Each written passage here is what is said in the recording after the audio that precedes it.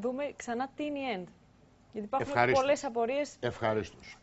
Η END, λοιπόν, προς αποφυγή κάθε παρεξηγήσεως, είναι ένας συμβουλευτικός οργανισμός που συμβουλεύει τον κύριο Σόρα.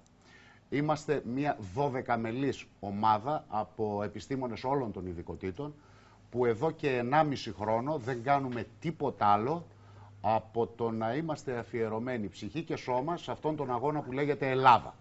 Το τονίζω. Είμαστε Ελλάδα. Και όσοι καταλαβαίνουν, καταλαβαίνουν.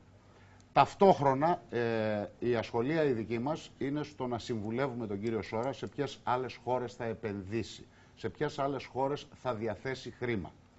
Θέλω να διευκρινίσω και κάτι ακόμη. Ο κύριος Σόρας τιτλοφορείται σαν επενδυτής. Όσον αφορά όμως τον ελληνικό χώρο, την πατρίδα μας, τη χώρα μας, ας μου πει κάποιος εάν ο κύριος Σόρας είναι επενδυτής όταν προσφέρει 600 δισεκατομμύρια δολάρια. Μυθικό, υπερβολικό ποσό, έτσι δεν είναι? Με 0,5% επιτόκιο, 100 χρόνια αποπληρωμής. Δεν ξέρω, μάλλον δεν θα είναι καλός επενδυτής, έτσι δεν είναι, έτσι δεν ακούγεται? Θέλω λοιπόν να πληροφορήσω όλους αυτούς που μας ακούνε και μας βλέπουν απόψε ότι ο κύριος Σόρας, ναι, είναι επενδυτής. Δεν επενδύει σε κέρδος όμως. Επενδύει σε ελευθερία της χώρας του, σε ελευθερία της δικαιοσύνης και πάνω απ' όλα σε παιδεία. Για μας τους Έλληνες ένα βασικό στοιχείο είναι η ελευθερία, ένα δεύτερο είναι η απονομή της δικαιοσύνης, τρίτο και κυριότερο είναι η παιδεία. Αυτή λοιπόν την επένδυση κάνει ο κύριος Σόρας. Προς αποφυγή λοιπόν παρεξηγήσεων, γιατί τον τελευταίο μήνα έχουν ακουστεί πάρα πολλά, τα οποία είναι από ανακριβή έως κακεντρεχή θα έλεγα, εμείς, ο κύριος Σόρας και εμείς η 12μελής επιτροπή που αποτελούμε την END, είμαστε απατεώνες. Ακούστηκε αυτό έντονα τις πρώτες ημέρες. Και έρχομαι λοιπόν εγώ να πω ότι ναι, είμαστε απατεώνες. Είμαστε όμως μια νέα κάστα απατεώνων. Αυτοί οι οποίοι δίνουμε και δεν παίρνουμε.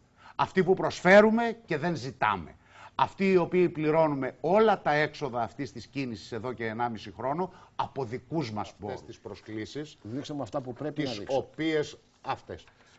Τις οποίες δεχτήκαμε σαν οργανισμός. Γιατί έχουμε και από χώρες προσκλήσεις που μπήκαμε στο δίκτυο. Μπορείτε να μου δώσετε και περισσότερο? Αυτά εδώ είναι ό,τι διαδραματίστηκε και όλοι οι ομιλητές κρατών στον ΟΗΕ. Μόνο αρχικοί κρατών στο South, έτσι. Αρχικοί κρατών. Να το δείξουμε πρώτα αυτό. Αυτό παρακαλώ είναι το South and South. Αφήνετε να δούμε ποια είναι η έννοια. Ακριβώς. Είναι το South and South. Τι είναι το South and South? Λοιπόν? Τρελαθήκαμε στο ψέμα, κάναμε το ψέμα. Είναι αλήθεια. όλες οι χώρες του νότιου ημισφαιρίου που υπάγονται στον ΟΗΕ. Μάλιστα. Εδώ βλέπω λοιπόν. Αυτά είναι τα προσπέκτους. Εδώ βλέπω μάλιστα. Αυτή ήταν η κάλυψη τηλεοπτική που έγινε εκείνο το βράδυ. Μερικούς από τους ηγέτες, πρόεδρος της Λιβερίας, πρόεδρος της Ζάμπια. Όλοι αυτοί, κύριε Μπεξή, ήταν ομιλητές εκείνο το βράδυ. Πρόεδρος του Καζακστάν, της Νιγηρίας, συνεχίζω, του Μεξικό, Βραζιλία, τα πάντα. του Παναμά, της Ουρουγουάης, των Ηνωμένων Αραβικών Εμιράτων. Σας παρακαλώ μισό λεπτό και αφήστε με λίγο. Των Ηνωμένων Αραβικών Εμιράτων. Αυτό είναι το South and South. Εδώ βλέπω της Νοτιού Αφρικής, έτσι, μερικές από τις χώρες της Αλγερίας και τα λοιπά, πολλές χώρες. Εδώ βλέπω και τον κύριο Moon, έτσι αν δεν κάνω λάθος, ναι. μάλιστα, United Nations. Λοιπόν, και βλέπω εδώ, έτσι. Εδώ είναι ο πρόεδρος και ο αντιπρόεδρος. Μισό και πριν φτάσουμε σε αυτό, εδώ τώρα θα δούμε την επίσημη πρόσκληση προς την END. Και το... Ναι, αυτή είναι. Ναι. Μάλιστα. Σωστά. Η επίσημος πρόσκλησης. Έτσι. Τι βλέπετε. Το ίδιο είναι και το άλλο, παρακαλώ. Αυτό είναι το πρωτόκολλο.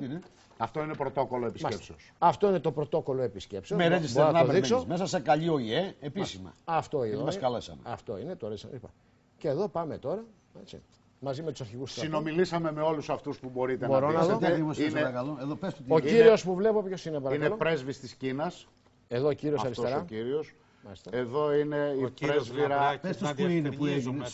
Σας παρακαλώ λίγο. Έγινε στο Waldorf of Astoria στο Μανχάταν. Στο Μανχάταν. Βλέπω. Υπό την αιγίδα του ΟΗΕ. Μπορείτε να βλέπετε λίγο τις οθόνες σας για να μου λέτε ποιους βλέπουμε. Βλέπουμε τον κύριο Λαμπράκη εδώ. Βλέπετε τον κύριο Λαμπράκη, ο οποίος είναι πρόεδρος του οργανισμού ΕΝΤ, με τον αντιπρόεδρο, τον καθηγητή, τον κύριο Γιωργατζά.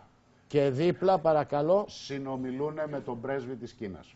Με τον πρέσβη της Κίνας στην Αμερική. Μάλιστα. Στο Waldorf of Astoria στον ΟΗΕ του Μανχάταν, υπό την αιγίδα του ΟΗΕ. Δείξτε μου και μερικές άλλες. Εδώ είναι ο κύριος Μουν.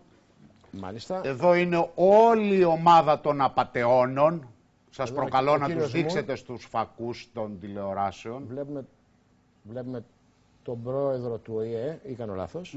Ναι. Okay. Και προχωρούμε. Εδώ βλέπουμε όλη την ΕΝΤ.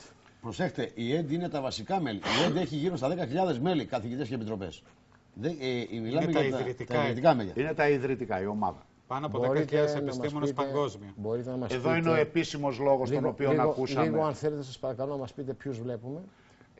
Βλέπετε τον κύριο Μανώλη Λάλα από αριστερά. Ακούστε με λίγο και κάποιες από τις θέσεις που κατέχουν.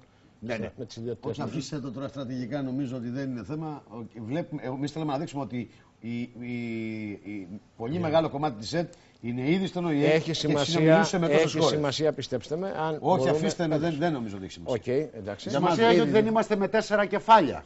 Σημασία έχει ότι δεν κρυβόμαστε από καμία μυστική υπηρεσία. Καταλαβαίνω, αυτό είναι το σημασία έχει ότι είμαστε στον ΟΗΕ καλεσμένοι και μιλάγαμε με αγγλικούς κρατών. Και για ποιο λόγο δηλαδή? Εδώ είναι η ομιλία του Προέδρου του ΟΗΕ, την οποία παρακολουθήσαμε εκείνο το βράδυ. Ήταν η εισαγωγική ομιλία πριν αρχίσει η τελετή. Μάλιστα. Πολύ ωραία. Και είναι και όλη η ομάδα καλεσμένη στην ίδια εκδήλωση. Με προσκλήσεις. Με πρωτόκολλο. Αυτά έχω να σας Δεν μπαίνεις εκεί μέσα λοιπόν για να πεις ποτό, δεν γίνεται. Καταρχήν κύριε Μπεξή, θέλω να σας πω προς πληροφόρηση δική σας περισσότερο ότι για να μπεις σε αυτόν τον χώρο περνάς από 4 διαφορετικές security υπηρεσίες. Οι οποίες φυσικά είναι μυστικές υπηρεσίες της Αμερικής. Έτσι, δεν είναι το αστυνομικό τμήμα Κολονού, παραδείγματος χάρη. Και φυσικά σου δίνει register ο ίδιος ο ΙΕ με ειδικό πρέσβη. Ακριβώς. Και σε προσκαλεί χώρες. Σε αυτό μπορώ να πω λοιπόν ότι στα γραφεία μας αυτή τη στιγμή είναι 45 χώρες, μικρές μεγάλες, οι οποίες ήδη έχουν κάνει έτοιμα για να πάρουν χρήματα αυτό του άτοκου ωραίου ή του μισού τα 100 ετήσιου δανείου και για 100 χρόνια. Άρα λοιπόν αυτή είναι η ΕΔ.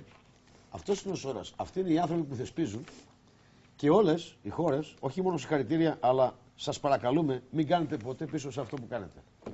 Βλέπω, επειδή γνωρίζω την υπόθεση και ξέρω και τη θέση του κυρίου Γεωργίου που ανυπόμονα περιμένω να την ακούσω και δημοσίως, δηλαδή βλέπω την πατρίδα μας, αυτό που λέτε, πού πάει, και μετά ακριβώς αυτή την υπογραφή, κύριε Παπαδάκη, του τρίτου μνημονίου, και όπως τη δείχνει από τις δηλώσεις που είδαμε πριν του κυρίου Δράγκη, θα έχουμε και τέταρτο και πέμπτο και έκτο, χωράει όπως είπατε. Είναι μεγάλο, Πόσο ακόμα έχει αντοχές ο Έλληνας από ό,τι φαίνεται. Αν και νομίζω ότι ο Δράγκη σήμερα μας δίνει ένα μήνυμα ο Δράγκη. Ο Δράγκη δίνει ένα μήνυμα. Αφού λεφτά έχετε δικά σας.